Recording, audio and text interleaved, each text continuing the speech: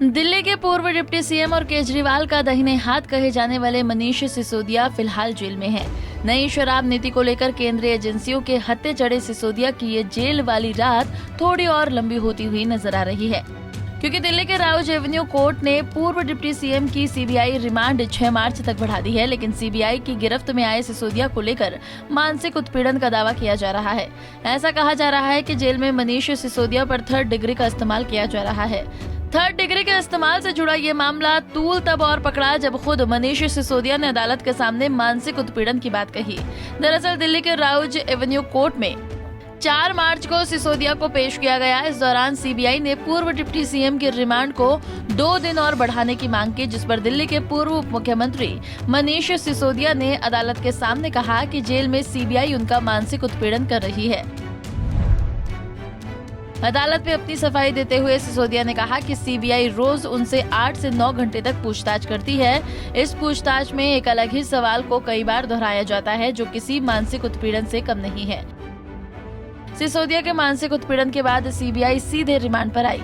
केंद्रीय एजेंसी ने कहा कि रोजाना लगभग 8 घंटे तक पूछताछ की जाती है, क्योंकि हमारे पास एक केस में समय कम है, साथ ही कुछ महत्वपूर्ण दस्तावेज भी मिसिंग है, इसलिए हम सिसोदिया के रिमांड बढ़ाने की मांग करते हैं। रिमांड की इस मांग को सुनने के बाद मनीष के वकील ने कहा कि सीबीआई की रिमांड कॉपी में कुछ ठोस नहीं है, वो पुराने आरोप हैं जिस पर सीबीआई को जवाब दिया जा चुका है। इसके अलावा मेरे मुवक्किल के घर, दफ्तर के साथ उनके पैतृक गांव पर भी रेड डाली गई, लेकिन कुछ नहीं मिला, इसलिए दस्तावेज बरामदगी के नाम पर सीबीआई के पास कोई स्पष्ट कारण नहीं है सिसोदिया को सीबीआई की हिरासत में रखा जाए। इसके अलावा मनीष के वकील ने उनकी पत्नी सीमा सिसोदिया के मेडिकल ग्राउंड की जानकारी देते हुए बताया कि मेरे मुवक्किल की पत्नी की हालत साल दर साल बिगड़ती जा रही है, इसलिए इन दोनों को साथ रखने की जरूरत है। अदालत ने इन तमाम पहलुओं को सुनने के बाद केंद्रीय एजेंसी को 2 और दिन की रिमांड की मंजूरी दी, लेकिन इस दौरान इस मामले में हुई पूछताछ की सीडी देखने की बात कही और सीबीआई से सवाल करते हुए कहा कि आप इन दिनों के रिमांड में मनीष सिसोदिया से किसका सामना कराना चाहते हैं। अदालत के इस प्रश्न पर सीबीआई ने कहा कि हम इसके बारे में कोर्ट में जानकारी नहीं दे सकते।